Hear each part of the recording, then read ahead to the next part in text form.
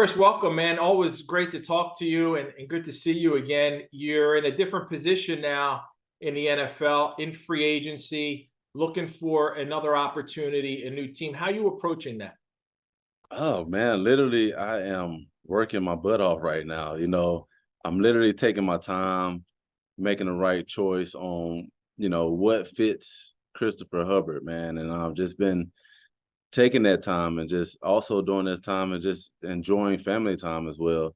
I don't really get to embrace the family time because so much of going back and forth to wherever I'm playing or wherever I'm staying at in that time. But I really am taking the time out to see what fits, working on my health, working on my mind, working on all those things, that deals with when it comes to working hard on the field, man. I really am taking time and doing my part is taking care of my body. How are you from a physical standpoint, health wise? I know you've had over the past few years, we're limited by some of the injuries. Right now, are you, if you were to sign with somebody ready to go in the OTAs or step in whenever is needed? I'm ready, man. I'm ready to go. Feel really good. Feel very healthy. And like we've been working out. I've been working out here with my trainer, Reza, here at Adapt Athlete here, man, in Atlanta. And we've been grinding, working on every aspect of the body, man, and just making sure that I'm at tip top shape, man, and like I said before, like I am ready for when that call comes, man. Whether it's OTAs, training camp, if it's the middle of the season, I'm ready, man.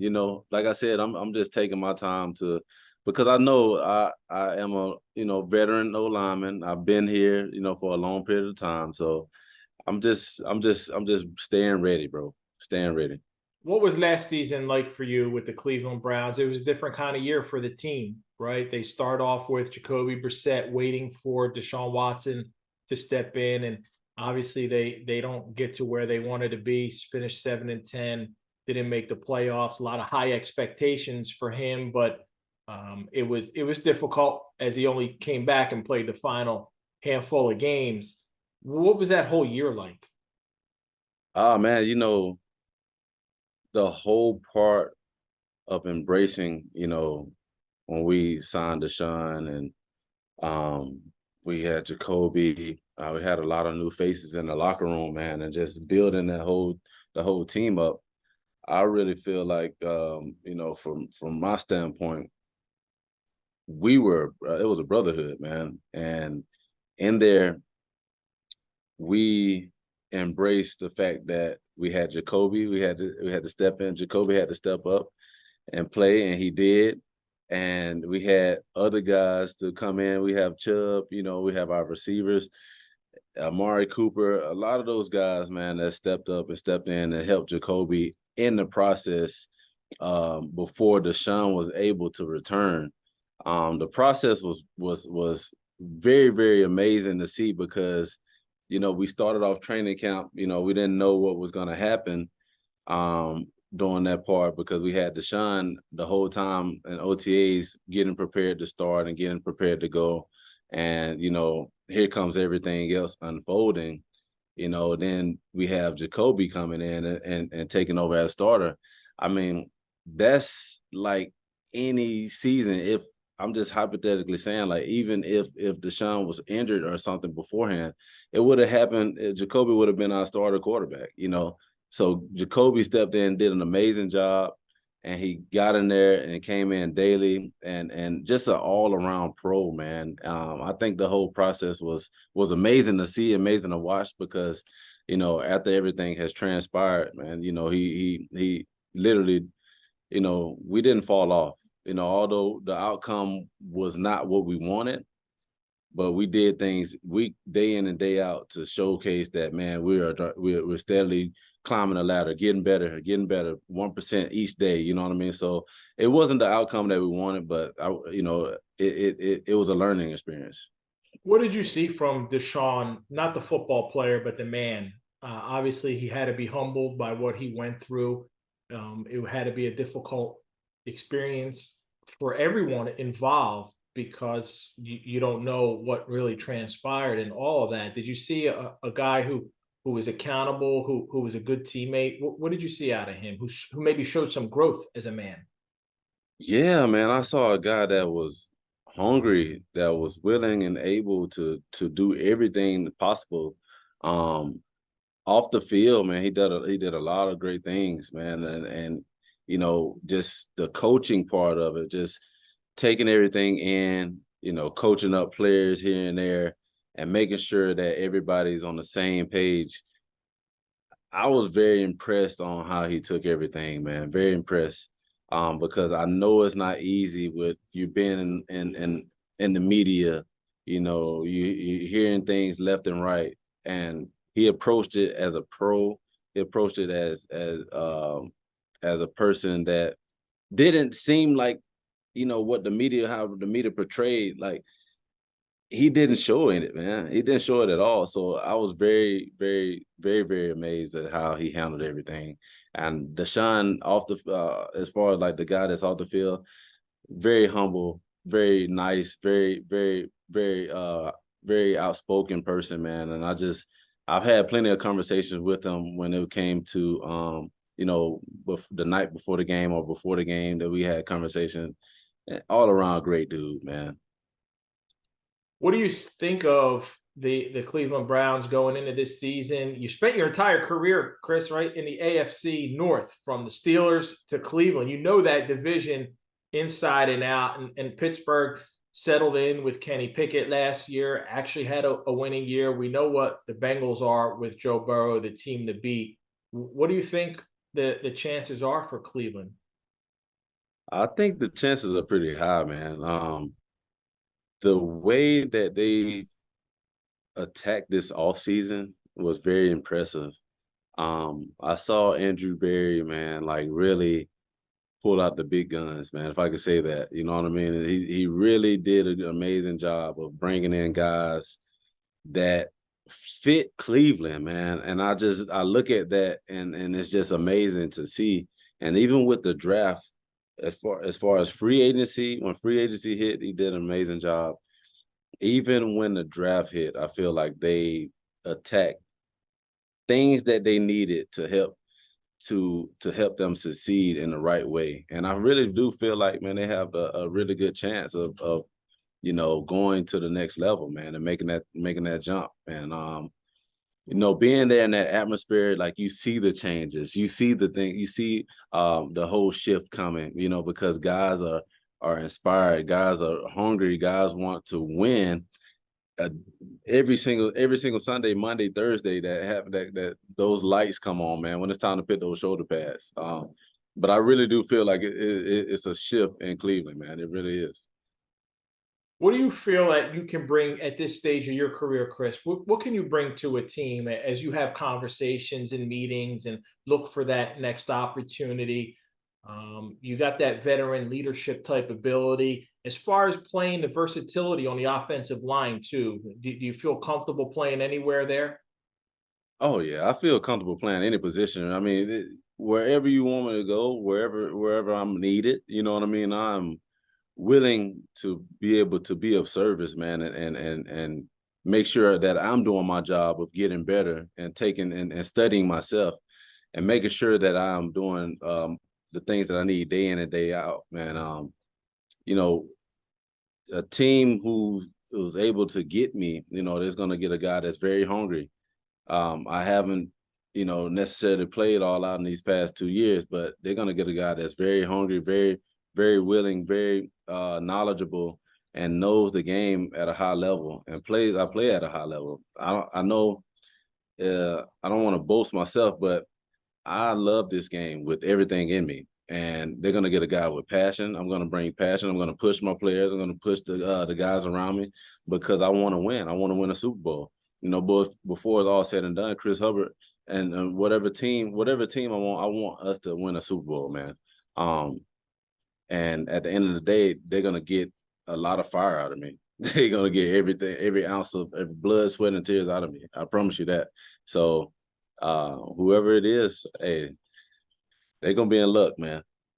I feel like a really important aspect of something that a guy like you would bring to the table is that leadership ability, maybe mentorship ability too, for some of the younger players on an offensive line or in that locker room in Yeah. general. How much do you take pride in that, or want to help other guys grow, and then how to help them just be NFL players and understand the transition from college to being a professional? It's very important, man, because I was once in their shoes, man.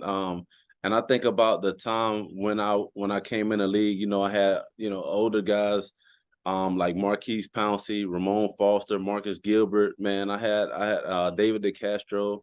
I had those guys that's been together, that have seen a lot of game, played together, and just watching them daily on what it is to be a pro.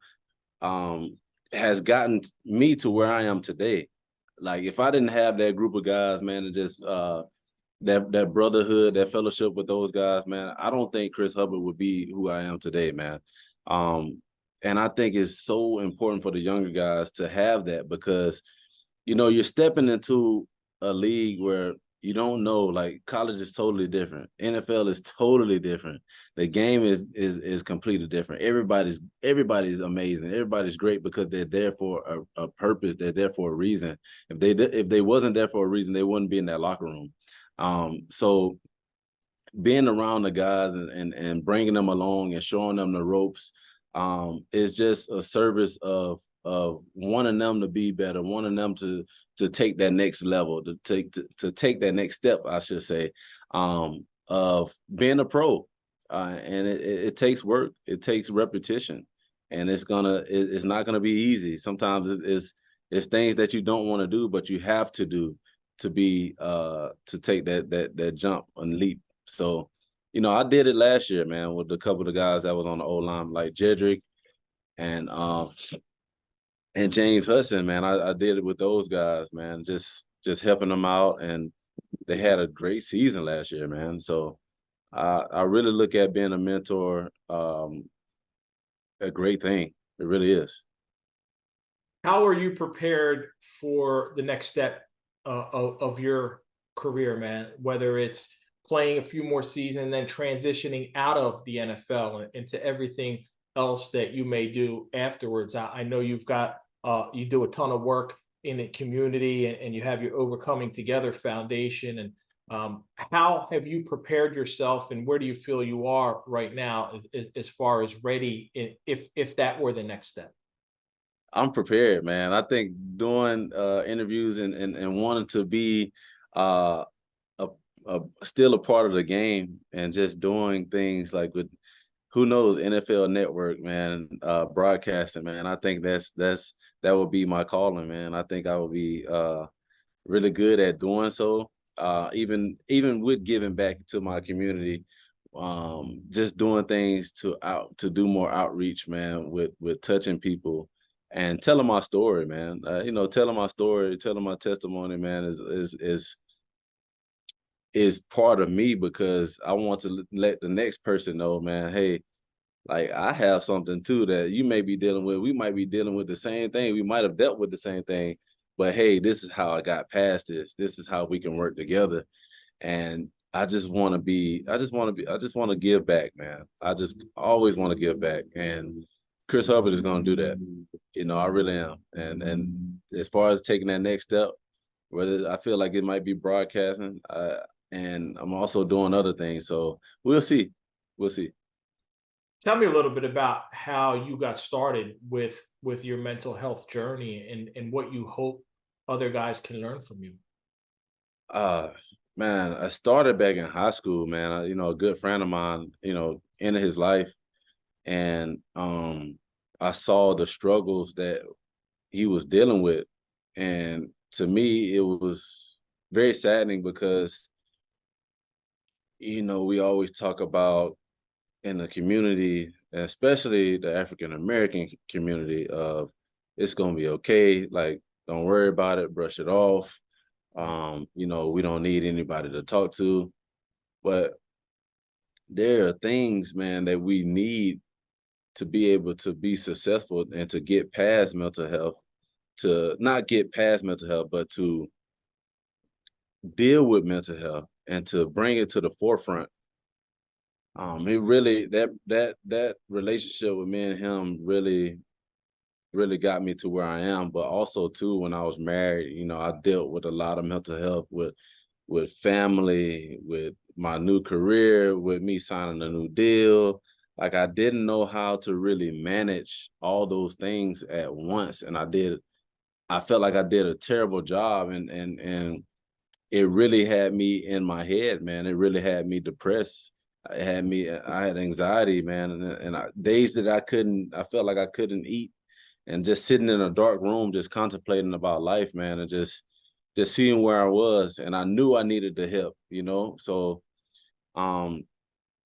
that's when I took the initiative to get help, and once I saw myself progress and where I was and how I was doing counseling, it led me to know, man, mental health is real.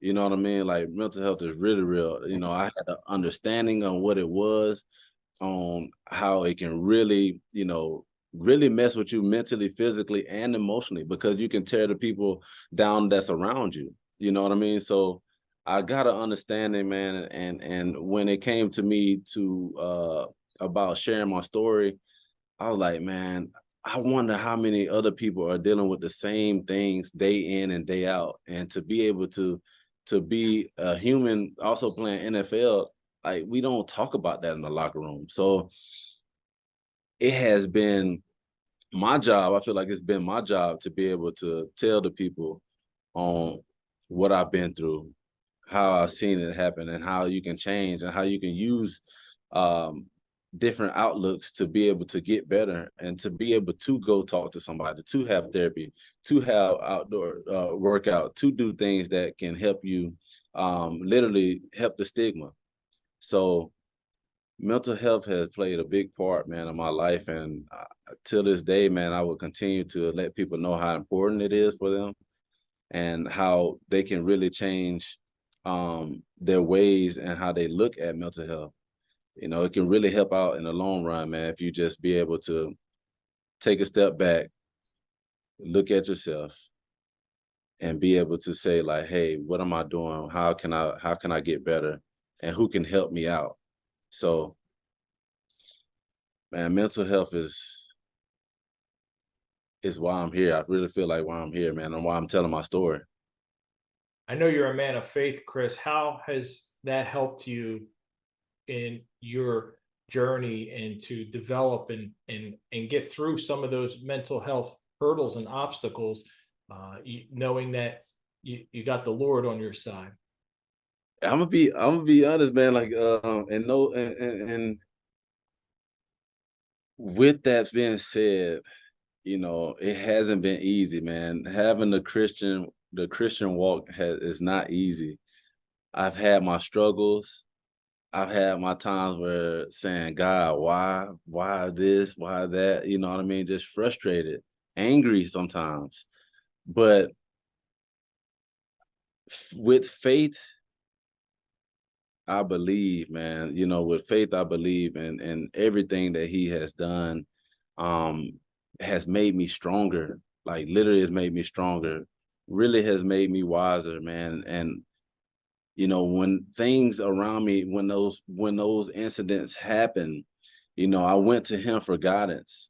You know, I may not have heard, you know, his whispers or his talks, but I knew he was still there and I knew he was still working, man, and making things right. But, you know, tabbing on this journey, going on this journey with God has been a ride, man. You know, people always talking about, you know, man, I wish it would come right now, but he's working. We just don't see it, man. You know, he's working. We just don't see it because we just have to stay patient, stay faithful, and stay in our word, man. Literally being in the word and being able to pray and get down on my knees and surrender to him has been life-changing. You know what I mean? Ever since I've changed my life, I've asked him to remove things and remove people to give me some good clarity on where I need to be in my life, man. He has really done just that, man. And ever since then, I've had a good turn, and I've been listening to him.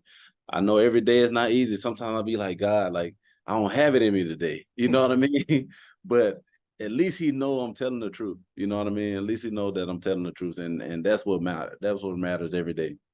No doubt, man. I just spoke to a group of men last week, and I said I would never tell you whatever you're going through, don't seek professional help and get counseling, get therapy, and go through all that. But then I just added this. I'm like, but have you tried Jesus? Just Yeah. try, right? I don't want you to not do the clinical stuff. Go ahead and do it. But if you don't know the Lord and if you don't have that relationship, just try that. I guarantee he helps you in ways you never thought were possible, and he helps you through everything, man. So I appreciate your perspective for sure. Oh yeah. Yes, sir, man. I appreciate you, man. All right, brother. Well, hey, listen, thank you, Chris, for taking the time. I hope to see you on, man. I'm right outside of Tampa. So if the Buccaneers come calling, I'd love for that to happen. Get you down here. But Look, I know you'll find a good spot, and maybe you can get that ring.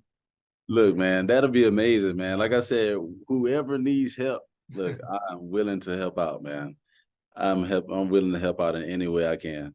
You got it, my friend. All right, man. Let's stay in touch. All right. Yes, sir, man. Good to talk to you, man, again. Always.